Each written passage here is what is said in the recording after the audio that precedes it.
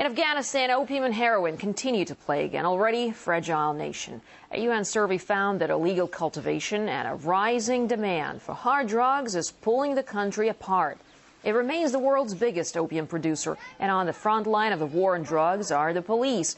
But they have their own demons to contend with, as Paulus Lear now reports. Abdul Rahim used to put people behind bars for doing drugs.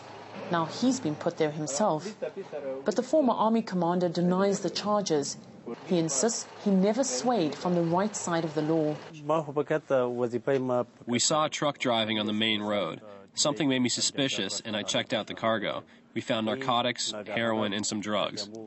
But what Rahim claims he didn't expect to find: a driver who told authorities he was involved in drug smuggling. Rahim's cell is guarded by another policeman, Esmat Ullah. He's been taking drugs since he was 12 and went for treatment only recently after the prison warden found out. He's in good company. According to a recent US Congress report, nearly half the Afghan police are doing drugs. When I graduated as a policeman, I was doing opium. I kept quiet for about 2 years, although the other policemen here knew about it.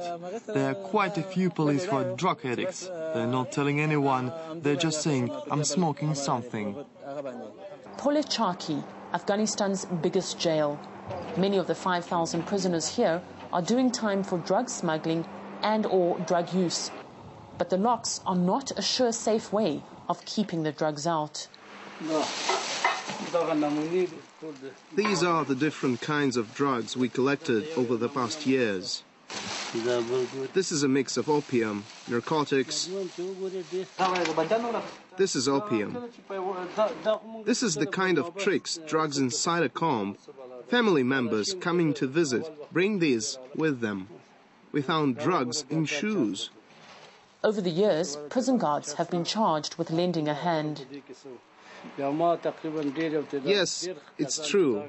When I joined a few years ago, lots of guards were involved in smuggling drugs into the jail.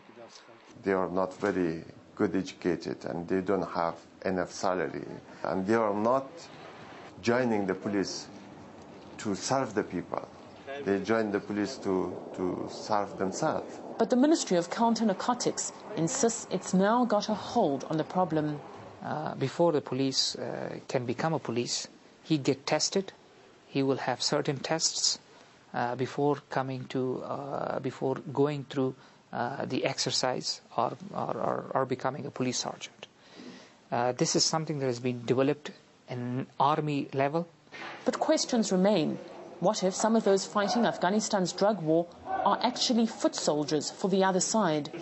And with the many challenges the country faces, does it really have the resources to tackle the corruption within its ranks? Inside these 4 wars is a snapshot of the problems facing Afghan society: Talib members, drug traffickers and petty criminals, and the prisons overcrowded. Paulus Lear, RT, Polechaki Prison.